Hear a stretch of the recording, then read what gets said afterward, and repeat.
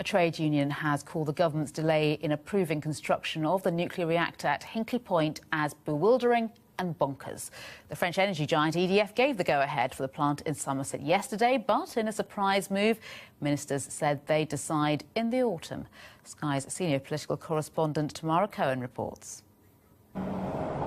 It should have been a bright new dawn for nuclear power in Britain. A deal sealed on the first nuclear reactor for 20 years.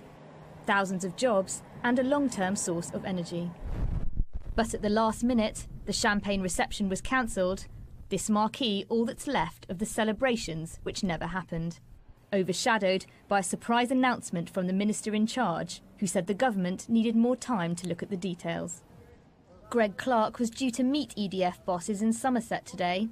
Instead, he issued a brief statement saying the UK needs nuclear energy, but wants to carefully study the details before a decision in early autumn. For the unions, it's an unforgivable delay, which sends the wrong message. It's effectively a bewildering statement to come out with, and frankly it's bonkers.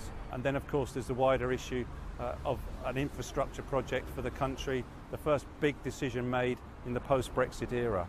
And it's vital that we tell the outside world that UK PLC is open for business. It's not clear if Theresa May is concerned about the growing costs or warnings about Chinese state investment in a sensitive industry. We're told her administration is committed to big infrastructure, but wants to look closely at the small print. For a project once seen here at number 11 as a flagship for investment, it's a striking change of tone. In China last year, the former Chancellor made it a top priority, despite concerns about the price tag and whether the new design could be delivered on time. We've created a model where we can attract Chinese investment into civil nuclear power. And for an industry reeling from Brexit, this message to the government. Get on and make a decision, because we need this power station, we need other new power stations if we're not going to face a situation where we have energy insecurity and real problems with our security of supply in the mid-2020s and beyond. Labour say the new government needs to work on its diplomacy. It sends entirely the wrong message to our partners. They still are partners in the EU on the continent. It's saying to the French government, up yours, in effect. EDF and its Chinese investors were also looking to develop other reactors in Britain. Its chief executive once spoke of British families cooking their Christmas dinner using new nuclear energy. Here at Hinkley, the wall of silence suggests that won't be happening anytime soon. Tamara Cohen, Sky News. Well, the government now faces the problem of finding alternative energy sources if it decides to scrap that nuclear plant at Hinkley Point. Sky's David Bowden examines the options. If we erase Hinkley Point from the future energy landscape in the UK, then how are we going to keep the nation powered up in the decades to come? At London's Imperial College, they have an energy futures laboratory, including this carbon capture plant, where scientists are attempting to answer that question. Professor Joanna Haigh believes nuclear power may be the present, but it isn't the future. We'll need to develop as many renewables as we can. We need the wind offshore and also onshore, although I know that's less popular. We need the photovoltaics, we need the clever grids, we need the storage, but we'll also need to include gas as a sort of stopgap until we manage to get all the renewables implemented. And in association with that gas, we'll need the carbon sequestration of the sort that's demonstrated here.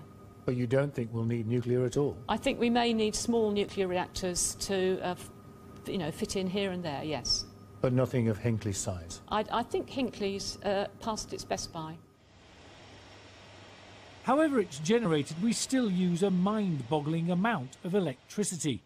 In the first quarter of this year, we used 83 terawatt-hours as a country. That's 83,000 billion watts. Of that, gas power stations produced around 38%, renewables such as solar and wind 25%, nuclear accounted for 19%, and coal just 16%. Most of the rest was oil. With all our current nuclear power stations due to be decommissioned in the next 20 years, some analysts believe the only answer is to build more and soon. Nuclear is reliable, it doesn't depend on the wind blowing or the sun being out, and some of our electricity demand never goes away for really important purposes. It's low carbon. I think the reason that we've used nuclear so successfully for the last 30 or 40 years just has not changed in the course of the last week. Manchester University's High Voltage Lab studies how our electricity is moved around. And in the years to come, that will have to change too. In the future, if you kind of think even of having electric cars, so you'd be charging them overnight, which historically has been almost like our low peak demand. So it's almost understanding how we're going to use electricity and how we're going to generate this electricity and how we're going to transmit this electricity, which will be a big question.